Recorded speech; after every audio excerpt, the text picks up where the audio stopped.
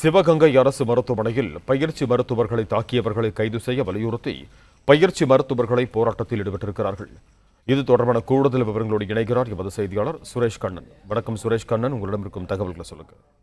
வணக்கம். சிவகங்கை அரசு மருத்துவக் கல்லூரி மருத்துவமனையில் பயிற்சி மருத்துவ மாணவர்கள் மீது தாக்குதல் நடத்தப்பட்டதாக தமிழ்நாடு மருத்துவ மாணவர்கள் சங்கத்தின் சார்பில் சிவகங்கை நகர் காவல் நிலையத்தில் புகார் அளிக்கப்பட்டது. அந்த புகார் அடிப்படையில் காவல்துறையினர் 4 நபர்கள் வழக்கு பதிவு செய்து ஒருவரை கைது செய்துள்ளனர். எனினும் இது குறித்து எந்த ஒரு நடவடிக்கையும் எடுக்கவில்லை என குற்றம் சாட்டிய மருத்துவ மாணவர்கள் சுமார் 100க்கும் மேற்பட்டோர் மருத்துவமனை வளாகத்தில் காலவரையற்ற காத்திருப்பு போராட்டத்தில் ஈடுபட்டுள்ளனர். இது குறித்து மருத்துவர்கள் மாணவர்கள் தெரிவிக்கையில், மதுபோதையில் நோயாளிகள் உறவினர்கள் மருத்துவமனைக்குள் வருவது வழக்கமாகிவிட்டது.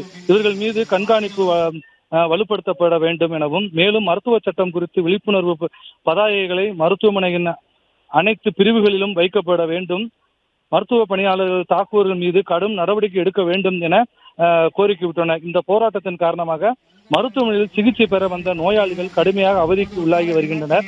போராட்டத்தின் போது மருத்துவமனை வளாகத்தில் ஸ்பீக்கர்கள் மூலம் பேச்சுகள் ஒளிபரப்பதால் நோயாளிகள் சிரமப்பட்டும் வருகின்றனர்.